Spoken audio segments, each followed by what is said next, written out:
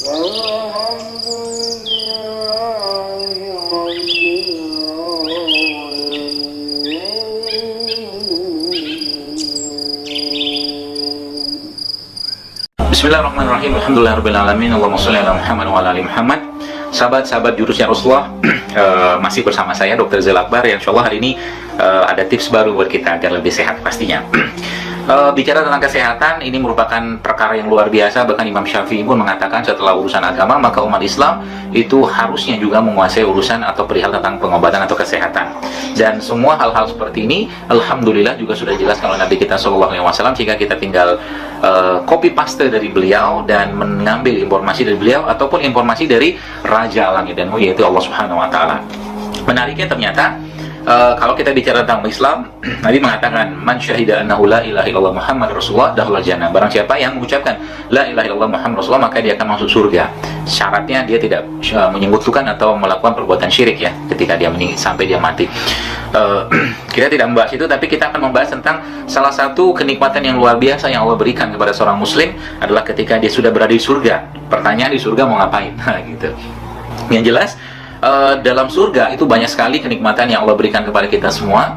Dan ternyata luar biasanya, subhanallahnya, ternyata gini, misalkan Anda di surga pengen apa ya, pengen let's say mungkin Anda pengen anggur. Nah, kalau di sana bukan Anda datang ke toko buah, karena nggak ada toko buah juga sih, Anda mungkin belanja ke pasar, tapi justru malah ketika Anda pengen anggur, terlintas aja pengen anggur, maka pohon anggur itu beserta anggurnya akan mendekati Anda.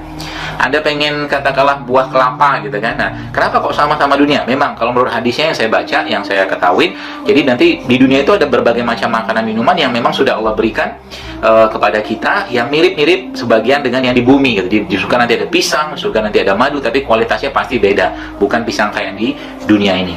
Dan menariknya ternyata di sana para orang-orang yang menghuni surga tadi itu, subhanallahnya, masya Allahnya, mereka juga diberikan minuman. Apa saja minuman penghuni surga? Banyak. Salah satunya adalah minuman yang terbaik yang ada disebutkan dalam hadis, yaitu minum dari air telaga Al-Kausarnya Rasulullah SAW. Artinya semoga kita nanti bisa minum dari telaga tersebut, yang kata Rasulullah ciduknya atau mungkin cantingnya tempat ngambilnya itu sebanyak bintang di langit. Ya masya Allah ya, luar biasa. Kalau orang udah masuk sana atau sudah minum air dari telaga Al-Kausar, maka otomatis dia tidak akan pernah haus selama-lamanya, kata Rasulullah, begitu janjinya. Apalagi minumannya, ada madu. Madu merupakan minuman terbaik penghuni surga. Ada susu juga, dan ada khamar. Khamar tapi di surga tidak memabukkan seperti halnya di dunia, nggak ada alkoholnya. Jadi semua yang dimakan, diminum oleh manusia yang ada di surga itu tidak akan memberi mudarat kepadanya. Jadi di sana nanti orang akan tetap tidur. Ya sama seperti dunia, tidur tidak ada. Tapi ketika orang pengen makan, ya makan aja. Ya makan itu bukan karena lapar, tapi karena pengen makan, selesai. Dia pengen katakan berhubungan dengan istrinya, misalkan seperti itu, ya dia berhubungan aja, bukan karena hasrat tinggi. Jadi memang di surga itu kita dibuang segala keinginan, hal-hal yang sifatnya duniawi, tapi diberikan yang kekal abadi. Itu adalah salah satu minuman, yaitu madu. Dan menariknya ternyata dalam surah Al-Insan, Allah berfirman kepada kita, salah satu minuman penghuni surga yang juga Allah berikan di dunia ini selain dari madu tadi, itu ternyata disebutkan di sini, wa ya'udzubillahi minasyaitonirrajim wa yusqauna fiha ka'san kana mizajuha zanjabila. Di dalam surga itu mereka diberi minuman atau minuman segelas minum yang campurannya adalah jahe. Jadi ternyata subhanallah, masya Allahnya, sahabat-sahabat sekalian yang menyaksikan video ini, ternyata salah satu minuman yang ada di penghuni surga tersebut adalah jahe. Jadi kalau Anda mau masuk surga, jadi ibarat kata kita try out dulu lah di surga, di dunia ini untuk nanti persiapan masuk surga. Karena di surga nanti nggak ada sirup, nggak ada es campur, nggak tahu, kolak, nggak tahu lah saya. Yang jelas makanannya, minumannya semua sehat. Ya, jadi ternyata masya Allah luar biasa cerita tentang jahe ini. Bahkan ternyata disebutkan dalam suatu riwayat, itu Raja Romawi pernah menghadiahkan kepada Rasulullah SAW satu karung jahe, dan beliau kemudian memberikan kepada setiap satu orang itu untuk dimakan, dan aku juga mendapatkan satu potong untuk dimakan, kata Abu Nuaim. Lalu jahe itu sepertinya, jahe itu mungkin sebagian sudah tahu lah, jahe itu rimpang ya. Jadi bagian tanaman yang kita ambil rimpangnya, yang itu ternyata jahe ini punya fungsi atau manfaat yang luar biasa. Yang jelas secara sifat, jahe itu bersifat panas ya. Nah, ada beberapa jenis jahe, tapi secara umum ada beberapa jahe yang mungkin kita kenal di dalam keseharian kita. Ada jahe emprit, ada jahe merah, ada jahe jahe gajah gitu kan.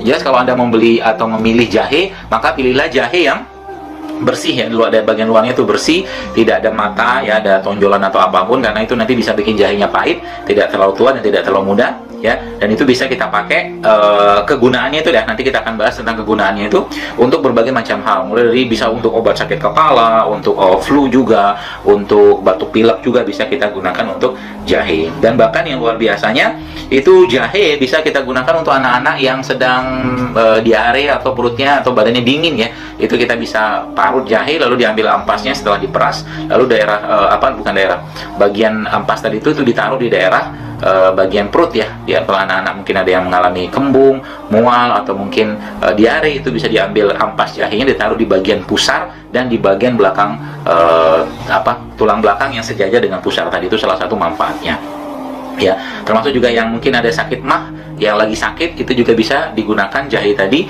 untuk ditempelkan ya ampasnya. Nah, jahe itu dikenal sekali salah satu herbal andalan yang kita bisa gunakan untuk flu ya. Kenapa bisa? Karena memang jahe ini punya aktivitas sebagai imunomodulator atau meningkatkan sistem imun. Karena memang bagi orang-orang yang mengalami batuk pilek, terutama pilek ya, itu kan kebanyakan karena virus. Jadi jahe ini merupakan salah satu imunomodulator atau herbal yang bisa meningkatkan sistem imun. Pertanyaannya, bagaimana cara kita mengolah jahenya? Nah, saya bacakan dari beberapa resep-resep yang ada ya. Yang paling gampang memang adalah Anda merebus saja jahenya ya. Anda tumbuk sebentar biar agak hancur, terus kemudian Anda rebus langsung jahenya sehingga Anda mendapatkan air jahe. Itu yang paling gampang. Lalu yang kedua seperti apa? Anda buang airnya. Buang airnya dengan cara apa? Dengan cara rimpang jahe tadi itu dipanggang ya, lalu ditambah dengan satu bagian kayu manis dan ditambah dengan dua bagian serai, atau kalau ada akar manis juga bisa, tumbuk semua sampai rata dan hingga berbentuk pasta. Jadi satu sendok makan pasta ini kita bisa seduh dengan satu cangkir air panas, jadi kayak ngeteh, tapi ngetehnya pakai bubuk jahe, kayu manis sama serai tadi. Ini juga bisa digunakan dan tambahkan madu atau pemanis alami ya. Kita bisa gunakan untuk batuk pilek, terutama untuk pilek lah. Kemudian ada juga bisa dengan kita menggunakan menjadi teh ya. Jadi kalau saya biasanya teh batuk pilek atau teh pileknya saya, itu saya pakai teh biasa atau teh tubruk, tapi saya campurkan dengan jahe, kemudian saya campurkan dengan kayu serai, bagian serai lah, batang serai gitu. Saya campurkan juga dengan cengkeh sedikit ya, 2-3 itu, dan dicampurkan dengan kayu manis. Itu cukup untuk kalau kita badan kita lagi pegel-pegel gitu ya, atau mungkin lagi pilek atau lagi banyak lendir, itu bisa kita pakai jahe tadi gitu ya. Itu yang juga sangat mudah Bos sekalian. Kemudian yang lainnya kita bisa gunakan juga jahe ini dengan cara kita menggunakan satu sendok makan bubuk jahe, kemudian bubuk adas dan kayu manis, serta tadi sejumput bubuk cengkeh ya ke dalam satu cangkir. Karena kita masukkan ke dalam air panas, diaduk sampai agak hangat, lalu tambahkan madu. Itu juga bisa kita gunakan untuk mengatasi batuk pilek seperti itu. Nah, yang menariknya ternyata jahe ini dengan kandungan minyak aslinya itu kita bisa gunakan untuk inhalasi. Inhalasi itu seperti mungkin Bapak Ibu teman-teman pernah melihat orang yang asma ya, atau lagi sesak napas, itu di bawah UGD itu nama inhalasi atau nebulizer. Nah, ternyata saya pribadi menggunakan jahe ini termasuk salah satu yang saya gunakan untuk inhalasi kalau ada orang sakit asma. Caranya gimana? Ada beberapa jenis herbal yang bisa Anda campurkan di situ selain jahenya ya. Jadi kalau Bapak Ibu punya minyak jahe atau minyak cengkeh, itu kita bisa campurkan nanti ya. Caranya seperti apa? Sekitar 3 atau 5 tetes ya minyak cengkeh, minyak jahe atau minyak kayu putih ke dalam air, lalu kita rebus sampai keluar aromanya ya. Kadang-kadang saya campur juga dengan, kalau nggak ada, bisa dengan batang serai ya. Lalu setelah mendidih itu kita ambil katakanlah wajan atau mungkin pancinya tadi, lalu kita taruh wajah kita di situ, ambil ditutup ya. Itu nanti juga bisa membuang lendir-lendir ya. Dan juga kalau memang nggak ada itunya, kita campurkan juga dengan satu sendok makan bubuk jahe. Kemudian itu juga langsung bisa dihirup sebagai inhalasi kalau tadi nggak ada. Jadi lebih gampangnya adalah kalau di rumah Anda Anda misalkan nggak punya tadi barang-barangnya, minimal Anda nyetoklah bubuk jahe di rumah. Biasa kan kalau ibu-ibu di rumah kan nyetok itu tuh bubuk jahe untuk bubuknya, terutama bubuk kari kalau masakan Timur Tengah atau India ya.